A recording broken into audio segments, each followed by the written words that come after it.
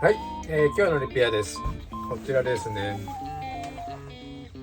ゾーンって書いてありますね。はい、知る人ぞ知るブランドだと思います。はい、今回の修理はこの膝下の部分が余ってしまう、生地が余るので余らないようにします。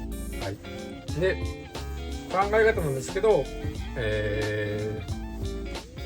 どこを削ったらいいかなっていうので、まず今回はここをっていうところでご紹介します。